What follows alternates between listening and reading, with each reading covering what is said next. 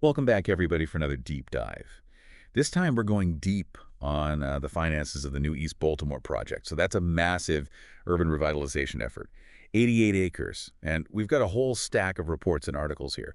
A 5-month investigation by the Daily Record. And let me tell you, things get pretty interesting. Oh, yeah. We're talking about potential discrepancies in private investment figures, a lack of transparency in spending, and a reliance on this kind of complex funding tool called TIF bonds. Yeah, you know what's fascinating about this project is just the sheer amount of money involved. We're talking about $564.7 million 564. is spent since 2002. Wow. That's $6.4 million per acre. When you consider that, it really makes you want to understand where exactly all those funds ended up. Okay, so let's unpack that a bit. So the funding breakdown here seems pretty diverse at first glance anyway. We've got $212.6 million from the city, state, and federal governments. And that's from 15 different sources, by the way. Then there's $214.2 million from private developers, $92.5 million from foundations, like Johns Hopkins University and the Annie E. Casey Foundation, and another $45.4 million from investors of federal tax credits. But here's the catch. There's no comprehensive, independent public accounting of how that money was actually spent. When you're dealing with that massive of public funds, transparency is crucial. And the lack of it here is a significant concern. Yeah, it's like trying to bake a cake without knowing how much flour you used. Yeah. So we're starting off with a little bit of a mystery here. And for instance, that $214.2 million figure for private investment. Well, it turns out that might not be the whole story. Right. An undated document from East Baltimore Development Incorporated, or EBDI, which was aimed at attracting investors, inflated that figure by over $500 million. It's worth noting that this very same inflated number appeared in EBDI's 2005-2006 annual report. Hold on. So they basically added an extra $500 million to their private investment numbers. What are they trying to achieve with that? And why would they put it in an official report? Well, that's the question, isn't it? More recently, these private investment figures vanished from EBDI reports entirely. They've been replaced by these vague pie charts showing only percentages. So even more questions there. I mean, how are we supposed to track where the money went if the numbers are constantly shifting, disappearing, or getting inflated? Well, when questioned about this, EBDI's CFO explained they chose to only show investments directly generated by the nonprofit, not those in privately owned real estate. So they changed their accounting methods mid-project. That certainly doesn't have the transparency, does it? It does raise some eyebrows, especially because clear and consistent accounting is absolutely vital when you're dealing with public funds on this scale. Yeah, agreed.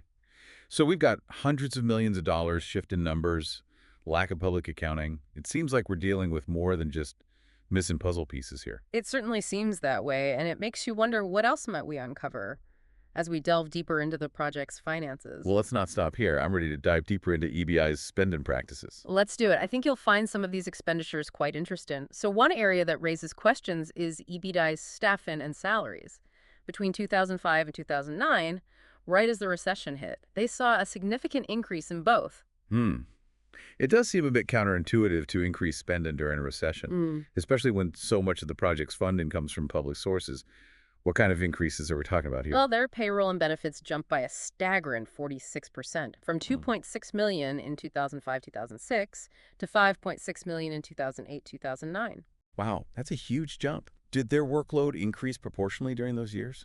Not exactly. Their staff grew from 43 to 72 employees in that same time frame. Okay, so more employees and higher salaries, all while the economy was tanking. Really makes you wonder about their financial decision-making during that period. What were individual salaries like? Well, in 2008-2009, 8 EBDI employees earned over $100,000 per year. For some context, their CEO at the time, John T. Jack Shannon Jr., had a salary of $263,065. Okay, that's quite a bit higher than the president of the Baltimore Development Corporation. Yeah. Another nonprofit focused on city development. It is, and it's particularly striking when you consider that many city workers faced pay cuts and furloughs during the recession. Yeah, it raises questions about whether EBDI was truly prioritizing responsible spending of public funds, especially during such a challenging economic period. There's also a potential conflict of interest worth noting here. The head of relocation services, Arlene Kahn, was the girlfriend of Baltimore's Housing Commissioner Paul T. Graziano, and his agency actually funds EBDI, and he's a non-voting member of their board. Hmm. That's a pretty close connection. Yeah. Makes you wonder about the potential for favoritism or undue influence. Exactly. And it's another example of why transparency and clear ethical guidelines are so crucial in these large-scale projects. Right, so we've got questionable salary increases and a potential conflict of interest. What else can you tell us about EBDI's spending habits? Well, let's talk about their expenditures on consultants. EBDI spent significant sums on consultants for plans that were ultimately scrapped or shelved. That doesn't sound very efficient. Can you give us some specific examples? For instance, they paid $614,000 for renovation plans for the Elmer A. Henderson Elementary School. Okay, and what happened to that project? Was the school renovated? Unfortunately, no, the building ended up being vandalized and left unusable. So over $500,000 spent on plans that were never implemented. That's a significant waste of resources. They also commissioned two separate master plans costing a total of $1.8 million. Two master plans. Why would they need two? Well, the first plan completed in 2001 before EBDI was even formed focused on the project's initial phase. It cost $930,000 and was funded by a mix of foundations and the city. And I'm assuming that plan is now obsolete. Essentially, yeah. Then in 2006, they paid another $825,000 for a second master plan for Phase 2.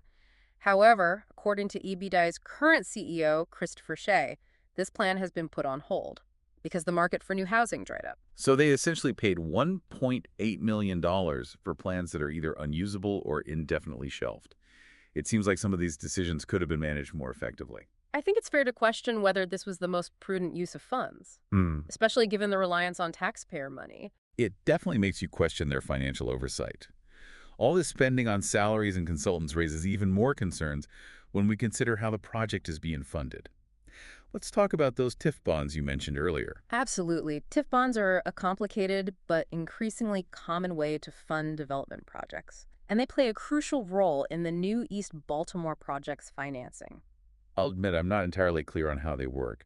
Could you break it down for us? Think of it like this: the city essentially bets on the future success of a project. They issue bonds to investors, and those bonds are paid back with future property tax revenue generated by the new development. So it's like a mortgage where the city uses the anticipated increase in property values to secure the loan. What happens if the development doesn't generate enough tax revenue? That's the risk with TIFs if the development falls short of projections. The city could be left with a hefty bill. So it's a gamble on future success.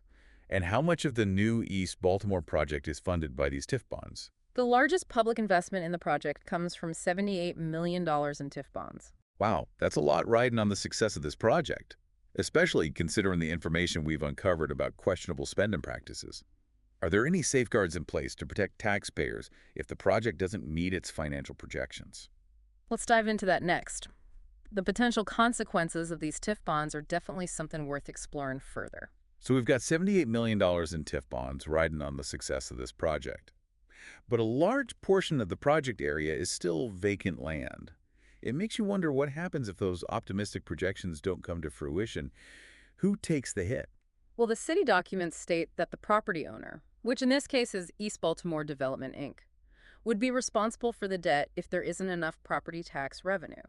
So essentially, if EBDI defaults, the land would revert back to the city. That makes sense. But what about the bondholders? Do they just lose their investment? That's the scary part for them. If the property owner can't make the payments, the bondholders are out of luck. They don't get paid back. So not only is the city taking a risk, but the investors who purchase these TIF bonds are also shouldering a significant amount of risk. It seems like a lot is riding on EBDI's ability to make this project a success. It definitely raises the stakes. And when you factor in the $199 million in principal and interest, that's supposed to be paid to bondholders by 2039. On top of the $212.6 million already invested, it becomes clear that this isn't just a small financial gamble. It's a massive undertaking. And the potential consequences, if things go south, are pretty substantial. Yeah. But I'm still a bit fuzzy on this. So let me get this straight. This city has already invested a ton of money, and they're betting that future development will generate enough revenue to cover these TIF bonds, even though a big chunk of the project area is still vacant. You got it. It's a bet on future property taxes. And that's why TIF bonds are so controversial. They can be a powerful tool for revitalization, but they also carry a lot of risk. And this isn't just some unique situation with this one project, right? This is how a lot of large-scale development projects are being funded these days. It seems like we should be paying more attention to how these TIF bonds are being used and what safeguards are in place to protect taxpayers and investors. I absolutely agree. The lack of transparency surrounding the new East Baltimore project is particularly concerning. Despite the enormous amount of public money involved, there hasn't been much scrutiny from elected officials. And remember, EBDI operates as a nonprofit, which means they aren't subject to the same level of accountability as a government agency. Hmm. It seems strange that a nonprofit could wield so much power and influence over a $1 billion project. You'd think there would be more oversight, You'd think so. While EBDI claims they've conducted internal audits, they refuse to make those public, citing their nonprofit status as a shield. which of course only adds to the lack of transparency. It's like they're operating in a black box with no one allowed to see inside.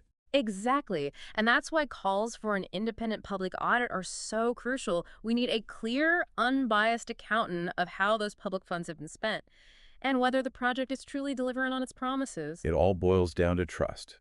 When you're dealing with this amount of taxpayer money, there needs to be a high level of transparency and accountability. I couldn't agree more. And it's important to remember that this isn't just about dollars and cents. It's about people.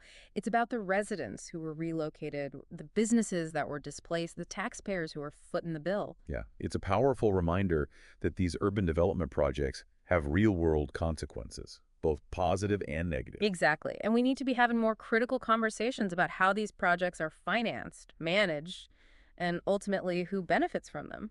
So where do we go from here?